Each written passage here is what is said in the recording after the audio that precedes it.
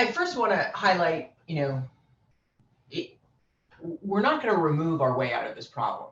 I just Right. want to really highlight that it's got to be come on board at scale for us to succeed by mid-century, but it only makes a dent in the problem if we basically reduce to almost 90% of our emissions more broadly at a global scale. So I do want to really emphasize that. And we put a lot of attention to carbon removal because we've made a commitment to remove all of our emissions that we have put into the atmosphere since our company began.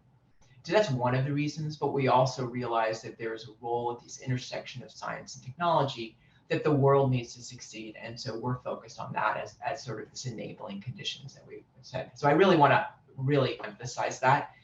In the context of the technology space, my sense is, and I think broadly many people at Microsoft believe this too, I don't want to speak for the company as a broad brush statement, but I do think a lot of the leaders in the space believe this, and that is that the basic technology that is going to succeed in this space in carbon removal probably already exists. It's just like refining it. I don't think I'm not saying there won't be breakthroughs, but I think that development, that what is done at scale by mid-century is probably a version of it is on the market today. Okay.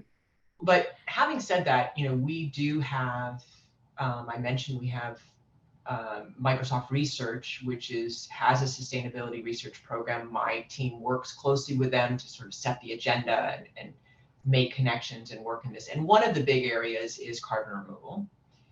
And a key piece of that is materials.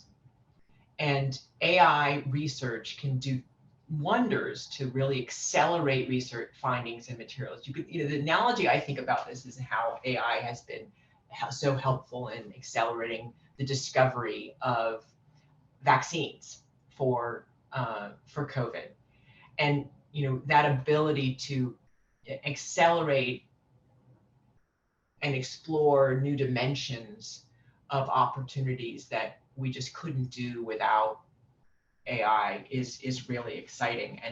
But you need to also work with people who are also working on the ground to have that feedback. And that's one of the things that has emerged from our Microsoft Climate Research Initiative that we launched last year. And it is beginning to expand, working with people around the globe to leverage Microsoft's leadership in the AI space with people who are working on it. So I do think that is an area that there's kind of some of the bottlenecks for the existing technologies. Materials is a huge piece, not just for the carbon removal, but also for so much of the embodied emissions challenges that we have in our supply chain and in addressing these issues. So we're investing quite a bit into the materials research space.